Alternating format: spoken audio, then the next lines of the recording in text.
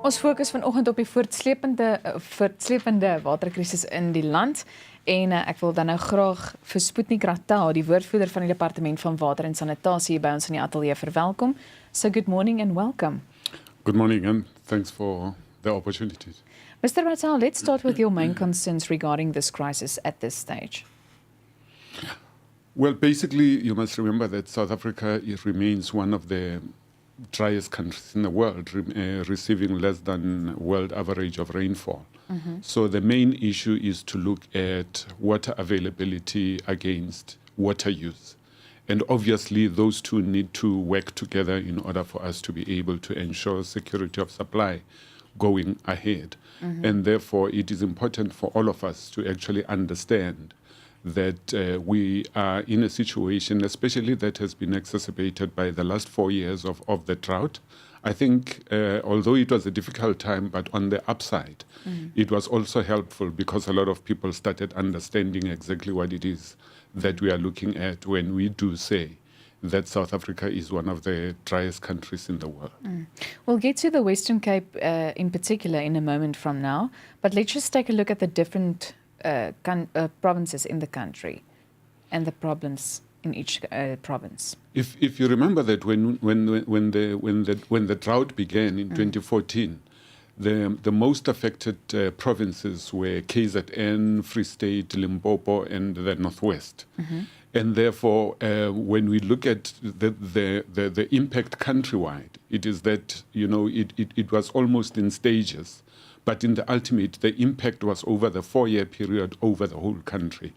And that is why when we started looking at and seeing some recharge in some of the provinces, including Gauteng, by the way, which at one point was the only one that was not regarded as a drought disaster area in the country.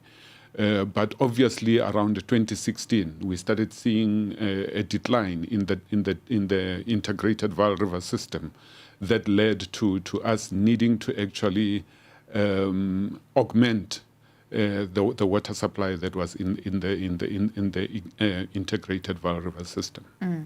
And the current state of affairs regarding Cape Town or the Western Cape?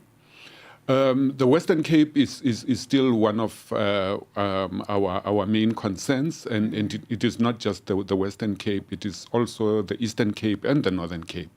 The Eastern Cape, because in the previous wet cycle, in the last summer, we didn't see a lot of recovery and recharge of the water sources, and that is why we have your Kucha area and so on that is still struggling right now. And obviously the Northern Cape, especially the southern part of the Northern Cape, is the one that also struggled a bit. With the Western Cape, obviously what has happened is that over the last 4 years, we have seen a continued decline in the amount of rainfall that they were experiencing.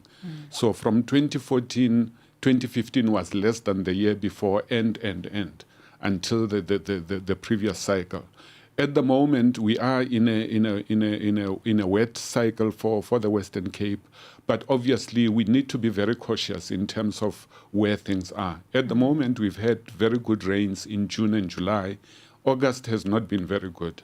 We are coming towards the end of the rainy season in the Western Cape, so we're still concerned as to exactly what will happen at the end of the cycle. Yeah, and I think the people mustn't relax now. They must still, just be very cautious of water usage. Absolutely. Actually, that point is a point that we're trying to emphasize all the time. That we have seen some rain, we have seen a bit of recharge, but we are definitely not out of the woods so far as the Western Cape is concerned. The dam levels average across the province are just over 60%. But really, because we are going towards the end of the rainy season, we still have that concern. What we are looking at is that what will happen at the end of the hydrological cycle around the end of September, that will inform us as to exactly what the status is going to the next cycle. But our concern is then the Western Cape will be in a dry cycle. And Again, that is not very helpful. That's bad. En so van op die water tot hoeveel water? Ons gaan voort met vanoggend se gesprek oor die voortsleepende waterkrisis in die land met Sputnik Ratau, woordvoerder van die Departement van Water en Sanitasie. Mr. Ratau, let's just take a look at some of the possible solutions and also some advice to avoid day zero in 2019. Well, basically, from our point of view, obviously, as a department, our role is to continue modeling, as to what the foreseeable future can give us. But obviously, all of our modeling will depend on the amount of rainfall that we receive, as well as the amount of evaporation that happens when you consider that some of our dams are very wide dams, so you would experience a lot of evaporation that happens. Secondly, it is also the impact of climate change on the weather patterns. Thirdly, it's the issue of population growth. Obviously, we have a developing economy that needs to create jobs. So all of those things have got an impact on what we are supposed to be doing. What are the possible solutions? The main thing, actually, is reduced water demand, basically, from all water users, especially the biggest water users, which are our municipalities and agriculture.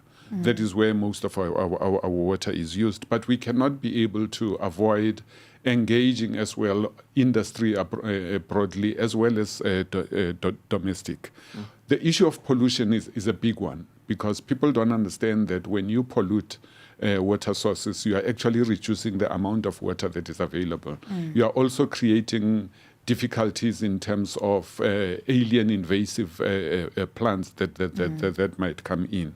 And therefore, those are the kind of things that we are looking at that are seriously problematic.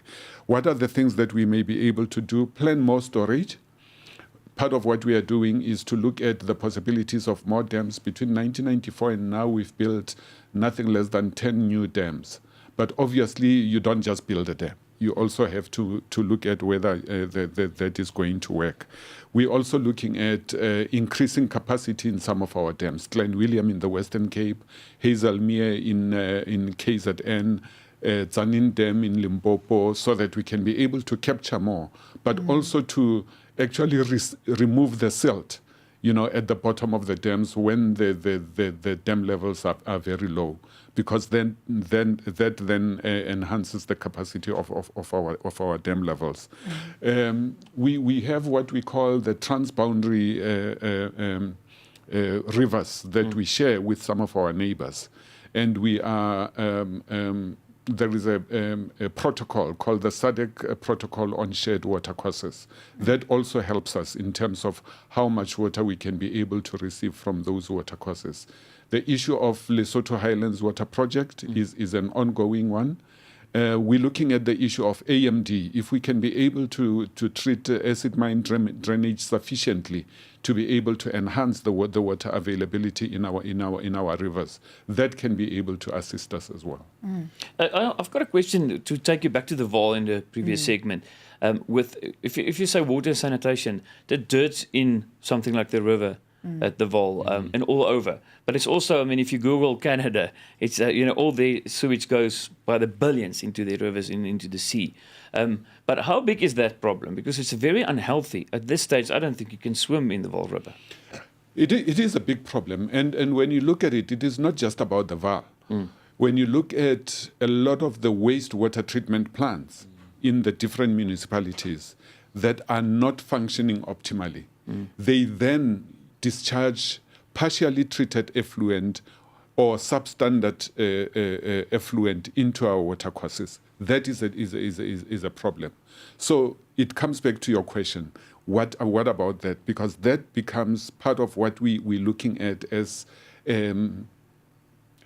it causes a deficit, because then you are able to use less of that water, but secondly, it becomes very costly for instance, for Rand Water to be able to treat that water to potable levels. And Rand Water has got that responsibility for Gauteng. So it cannot get away from that. But when you look also at the effluent that goes into Hartbeespoort Dam.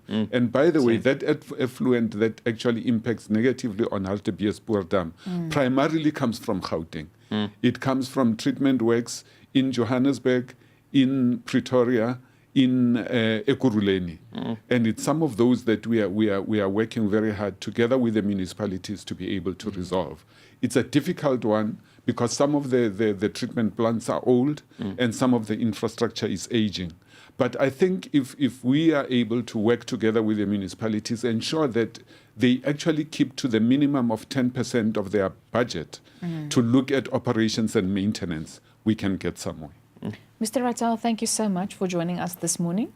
Thank you so much for this beautiful place that you actually introduced me to today and the opportunity. Dit was dan Sputnik Ratau van die Departement van Water en Sanitasie.